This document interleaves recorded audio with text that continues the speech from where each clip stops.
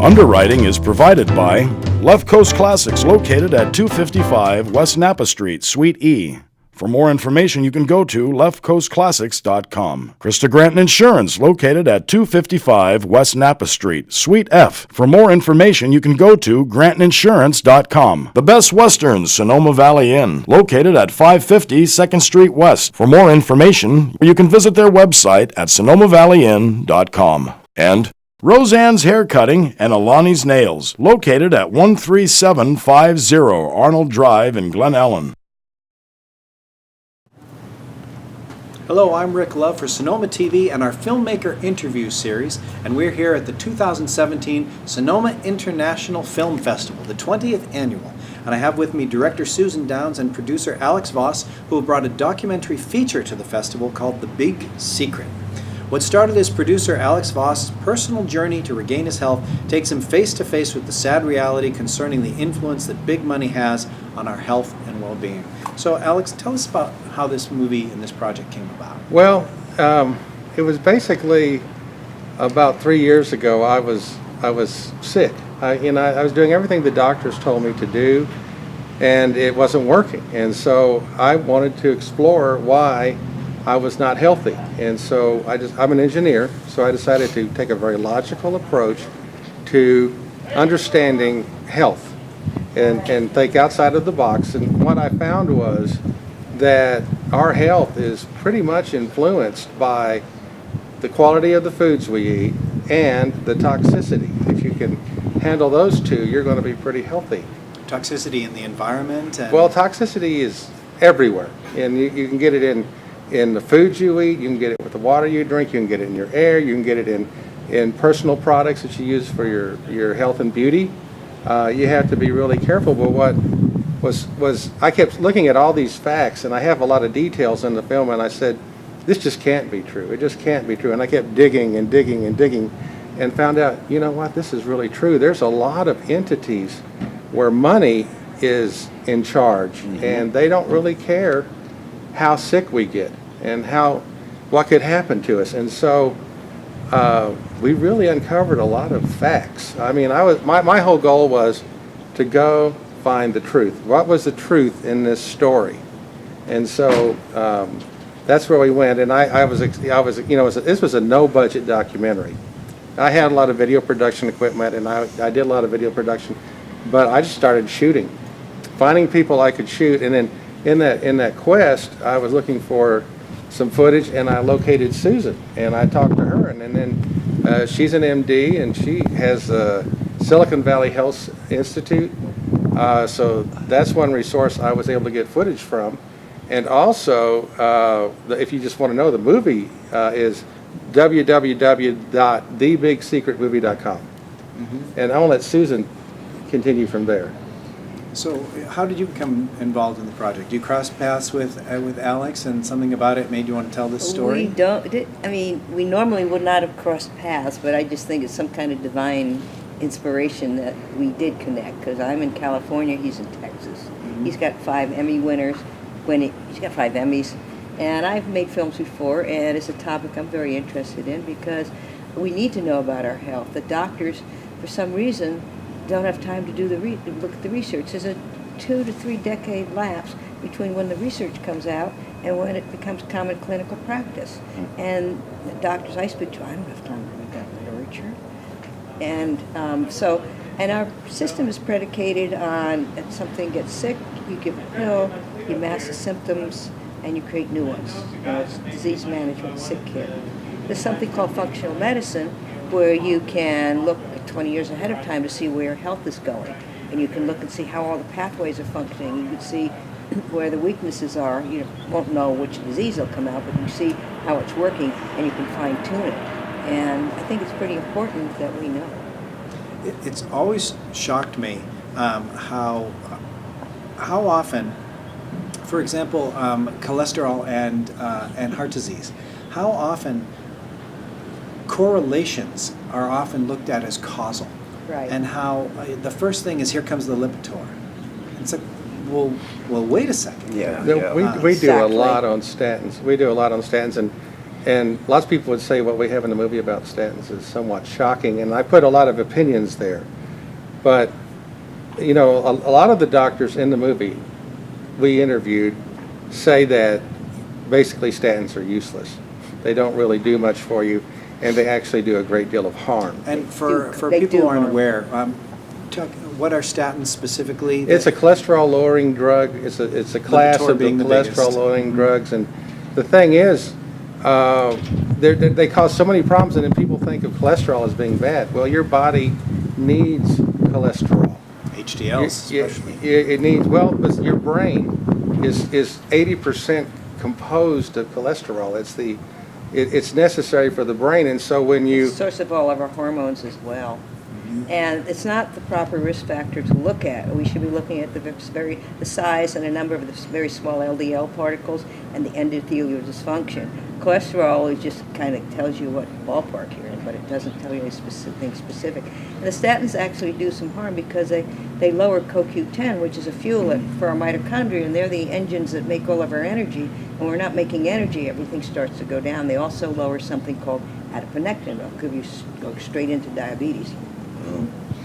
Yeah, and for, again, a lot of these things, you could take people who, I'm always struck by this, how you could pull 10 people at random, and 5 of the people are taking medication for a specific thing, and 5 of the people may present the exact same way, but for whatever reason, they didn't go to the doctor and they didn't put themselves out there, and they're getting by fine because, again, it's not these causal relationships between health and the use. It's these correlations that people are treating symptoms as opposed to treating. There's a difference between association and causation.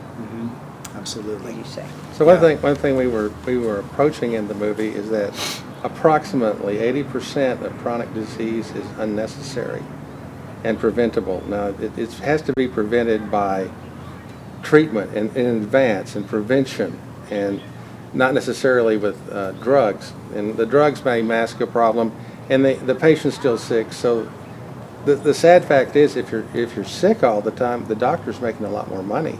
If you get cured, then they're not making any money, and I'm concerned that maybe the medical system has fallen into that paradigm where if you have a lot of sick people, the profits are more. Exactly. Yeah, and most diseases, even autism, I think only 20 to 30% can be explained by genetic factors. They do twin studies. The rest is environmental. And when people say, oh, we're a great preventive institution, I don't think they know what they're talking about. Because prevention means, like a functional medicine, you go right into the body, you see how everything's functioning, and then you could take preventive states. But just tell people generalities when they don't know all the generalities, that's not prevention. There are some platitudes of exercise, good sleep, reducing stress, eating organic, yes. But it can go further than that to help people more. Well, and it just seems, it's how sad for people who they start with one problem and then they start down this path, and it ends up having more problems on top of them, and then they're more open to infection, and then hospitalization happens, and then you're open to everything. But you start them on one pill, it might be a statin, then all of a sudden you're going to need medications for diabetes, and then that's going to lead you somewhere else. Then you'll need medications for depression, then you'll need anti-inflammatories, all of which could have adverse effects. Oh, by the way, if people are more interested in this, I have a radio program called Occupy Health on voiceamerica.com, and I go into a lot of these things in more detail for those that want to explore further than our movie. Yep. And our movie will be playing Saturday night at 4:45. So I got some interesting news. You were along these lines of the drugs and everything. One part of the movie, I have a briefcase that is an elderly person's drug briefcase, and it's loaded with pill bottles.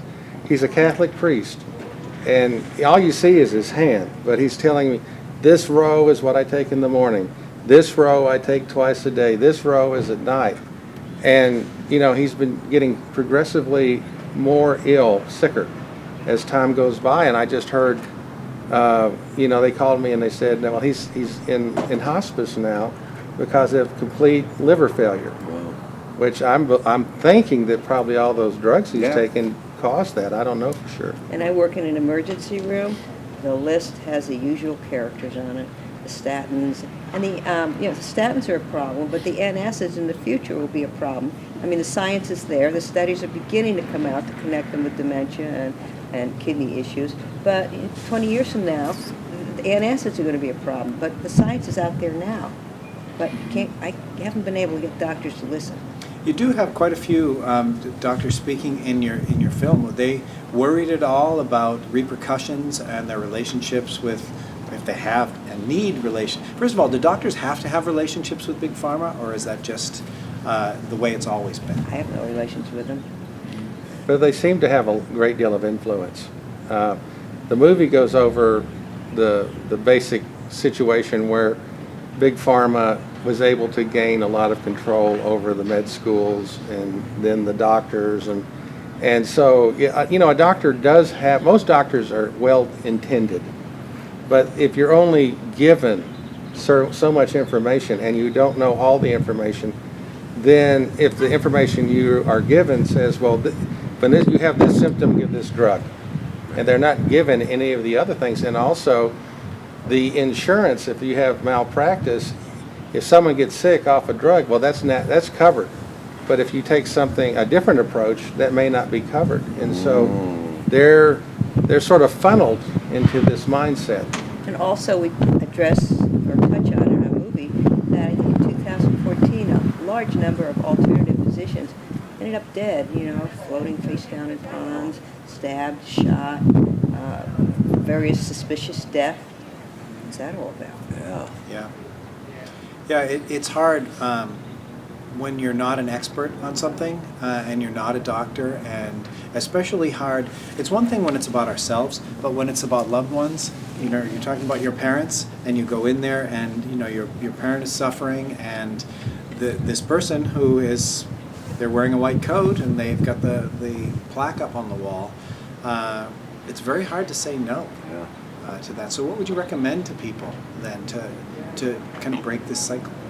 Do your own research, learn what you can, do what you have to, I'm not going to say don't follow your doctor's advice. You follow your doctor's advice, you work with him, you do your research, you bring it in, and if he doesn't listen to you, maybe you need to consider another doctor. But some doctors are very open, and the information's out there. We all have to do our own research and look into it. And our movie wants to get that dialogue started, wants the people have a place to start. So the big secret would be that these people may not have our best interests. Well, you're giving away our movie. Actually, oh my God, you ruined the punchline. The thing is that you have a lot more control than you think you do, and you have to do your own decision making. You have to get all the facts, because I have one doctor in the movie that says that people should live at least well over 100 years, and we don't, because of poor nutrition and toxicity. And his story is in there, and so, I would take my health very seriously, and I noticed a great improvement in my health just by getting the knowledge on how to deal with what I eat, what I avoid in the way of toxins, and it makes a huge difference in your, I've got a long way to go because I was really sick. I've lost 70 pounds in a year and a half. And the thing is, if you just learn what to do, avoid the foods that are toxic and eat the foods that are healthy, and then, you'll find that you'll be a lot healthier, a lot happier. But the problem is the industry will tell you nasty things have been removed, like BPA, plastic bottles on cash register receipts and canned goods. They'll say, there's no BPA in here.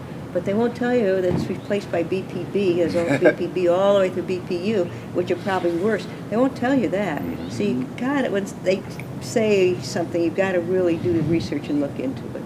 Absolutely. The film is The Big Secret. Director Susan Downs and producer Alex Voss. Thanks very much for coming. Thank you. Today. I'm Rick Love for Sonoma TV and our filmmaker interview series here at the 2017 Sonoma International Film Festival.